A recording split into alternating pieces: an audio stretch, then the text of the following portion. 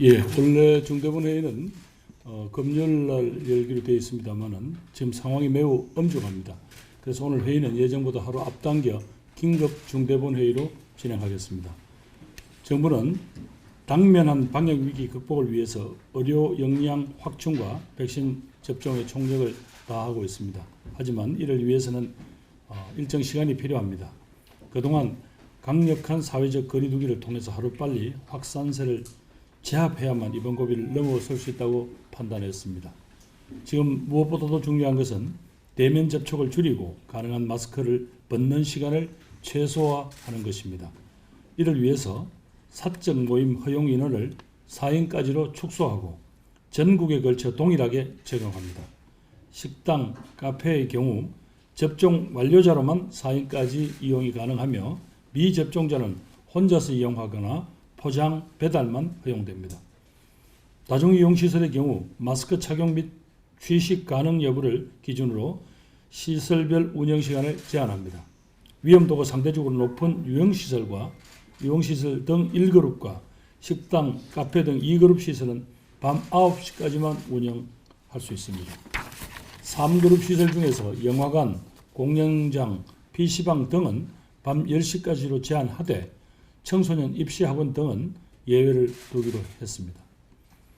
그 밖에 대규모의 행사, 집회의 허용 인원을 줄이고 일정 규모 이상의 전시회, 박람회, 국제회의 등에도 방역 패스를 확대 적용합니다. 이번 거리두기 조정 방안은 금주 토요일 0시부터 특별 방역기간 종료일인 내년 1월 2일까지 16일간 적용되며 연말에 방역 상황을 다시 평가하겠습니다. 상세한 방역기준 조정 내용은 중대본 직후에 국민들께 별도로 설명드리도록 하겠습니다. 이번 대책 논의 과정에서 일상회복지원위원회의 위원님들께서 또 많은 전문가들이 방역 강화 조치로 인해 또다시 피해를 입게 될 수많은 소상공인과 자영업자분들에 대한 지원이 필수적이라는 데 동의해 주셨습니다. 다시 한번 고통을 감당하시게 될 소상공인 자영업자 여러분들께 죄송하다는 말씀을 드립니다. 또 하루라도 빨리 온 국민의 일상 회복의 길이 계속될 수 있도록 정부가 최선을 다해 하겠다는 말씀을 드립니다. 정부는 영업시간 제한으로 있게 되는 직접 피해에 대한 손실보상과 함께 방역 패스 확대 등에 따른 현실적인 어려움에 대해서도 방역지원금 명목으로 좀 더 두텁게 지원해 드리고자 합니다. 관계 부처의 논의를 거쳐 구체적인 지원 방안을 조속히 확정 발표하겠습니다. 어렵게 시작했던 단계적 일상 회복의 발걸음을 45일 만에 잠시 멈추고자 합니다. 지난달 단계적 일상 회복을 시작하면서 저는 국민 여러분들께 변화된 상황에 따라 언제든지 잠시 멈춤을 할 수 있습니다 라고 말씀드린 바가 있습니다.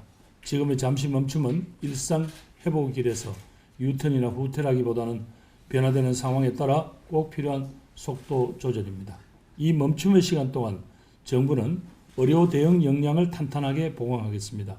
국민 여러분들께서는 적극적인 백신 접종으로 화답해 주십시오. 특히 60세 이상 어르신들의 3차 접종이 매우 시급한 과제입니다. 스스로의 건강과 안전을 위해서라도 반드시 접종에 참여해 주시고 접종이 완료될 때까지 외출과 모임을 자제해 주실 것을 간곡히 요청드립니다. 어제도 90만 명 가까운 분들이 이 접종에 참여해 주셨습니다. 국민 여러분들의 협조에 다시 한번 감사드립니다. 국민 여러분, 우리는 지난 2년간의 경험을 통해 어떻게 해야 이 코로나라는 역병과의 싸움에서 승리할 수 있는지를 잘 알고 있습니다. 연말연시 모임과 행사를 자제해 주시고 불필요한 외출과 만남도 줄여주시기를 부탁드립니다. 마스크 착용, 주기적인 환기, 적극적 진단검사를 잊지 말아 주십시오. 사업장에서도 각종 모임과 행사, 회식을 자제해 주시고 재택근무, 시차 출퇴근, 화상회의 등을 적극 활용해서 방역에 동참해 줄 것을 당부드립니다. 감사합니다.